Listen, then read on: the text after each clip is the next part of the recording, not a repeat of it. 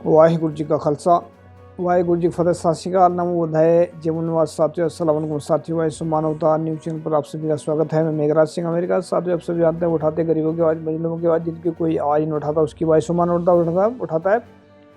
तो साथियों, आप सभी जानते हैं कि एक लड़की है जिसका नाम है डॉक्टर अक्षमा पाटले। इन्होंने एक कविता लिखी है, कविता लिखी थी। उसकी जो है कविता के आर्टिकल भी लिखा था।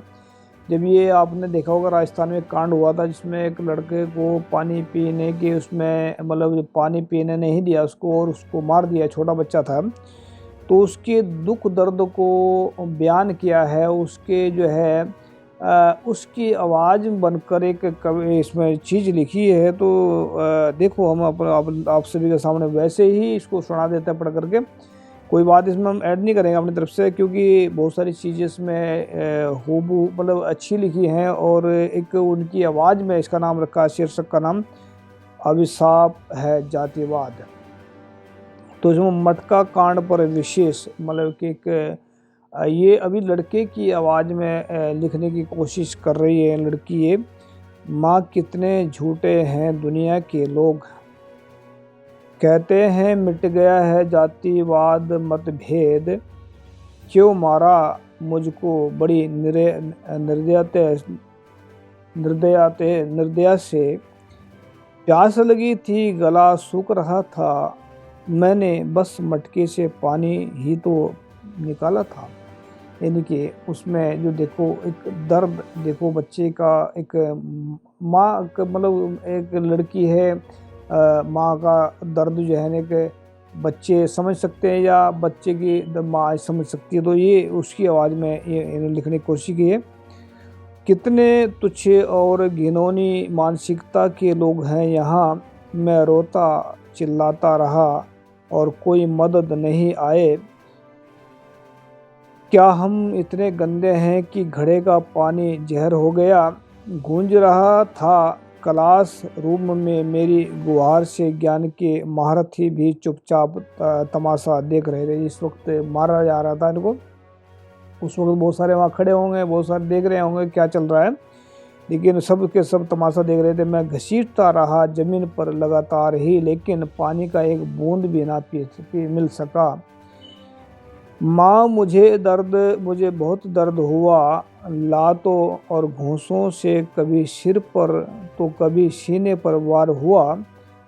बह रहा था लहू जमीन पर, लेकिन किसी को दया ना आई। प्यास की कीमत मैंने अपनी मौत से चुकाई। दोषी कौन है मेरी मौत का, पूछना इस स्वतंत्र भारत से। मैंने तो बस घड़े से पानी ही मांगा था, मुझको अपमानित क्यों मार डाला गया। अपमानित भी करा और मार भी डाला क्यों।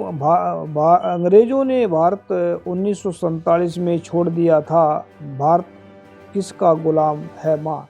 यानी कि जब पहले गुलाम था तो अभी गुलाम किसका है, सवाल खड़ा किया गया है। भारत किसका गुलाम है माँ। स्वतंत्रता को 75 वर्ष पूरे हो गए। भारतीय संविधान में समानता के हर विधि कानून बन गए, लेकिन हम वही भूखे नंगे ही रह गए। आखिर क्यों। ये जो सवालात खड़े होते हैं बच्चों के मन में, जो हर एक मतलब ये चल रहा होगा भाई ऐसा क्यों होता है।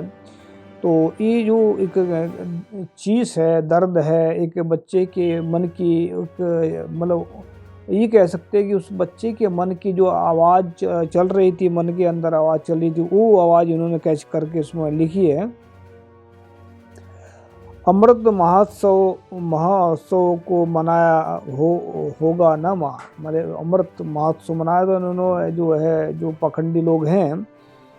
आज़ादी का तिरंगा भी घर घर लहराया तो होगा ना माँ। मुल्क आज़ाद हो गया, पानी का मटका कब आज़ाद होगा माँ। यानी कि मुल्क आज़ाद हो गया। ये है मतलब ये इसको कहते हैं कि एक अंदर की चीज़, अंदर की पीड़ कहते हैं इसको।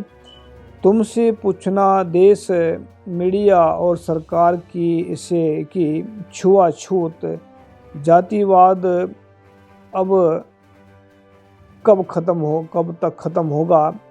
द्रोणाचार्य ने एकलव्य का अंगूठा काटा था, अब तो सिर भी सरेआम कट रहे हैं, आखिर क्यों।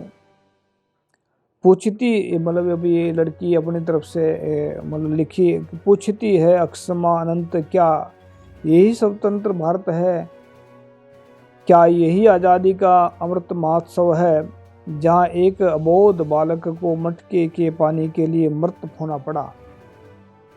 डॉक्टर अक्षमा पटेल, अक्षमा पाटले, अंतर्राष्ट्रीय साहित्यकार, जांजगीर चंपा, छत्तीसगढ़।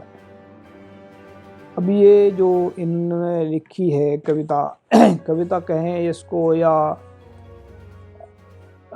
उसके बच्चे की मन की पीड़ कहें, या इसको दर्द कहें, या इसको एक माँ के अंदर की आवाज़ कहें, इसको जो भी कहें, लेकिन एक दर्द भरी कहानी है। और उस बच्चे के साथ में क्या हुआ होगा, एक हम सभी को इन्होंने सवाल उठाया है कि कब होगा जात पात का जो खात्मा।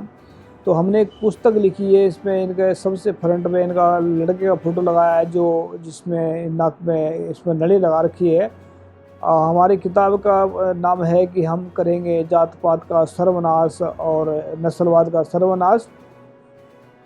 ये पुस्तक इस जात पात को जो भी पढ़ेगा उसके दिमाग से जात पात तो दूर होगी, लेकिन वो दूसरों के भी दिमाग से जात पात को ख़त्म कर पाएगा। तो हम इनका स्पेशल धन्यवाद करते हैं अक्षमा पाटले का, जिन्होंने इतना सुंदर एक लेख लिखा था, लेकिन किसी भी अखबार ने निकालने की इसको किसी अखबार ने नहीं छापा। उनके अंदर हिम्मत ही नहीं थी कि इतने कीमती इस बोलों को छाप दें, इतने कीमती अखबार में छाप दें। तो थैंक यू सर, अक्षमा जी का भी थैंक यू। और वाइश मानवता हमेशा सच्चाई ईमानदारी से बात करते हैं, गरीबों के साथ में हैं, सच्चे लोगों के साथ में। तो थैंक यू सबका, सत श्री अकाल, अस्सलाम वालेकुम, जय जोहर, थैंक यू।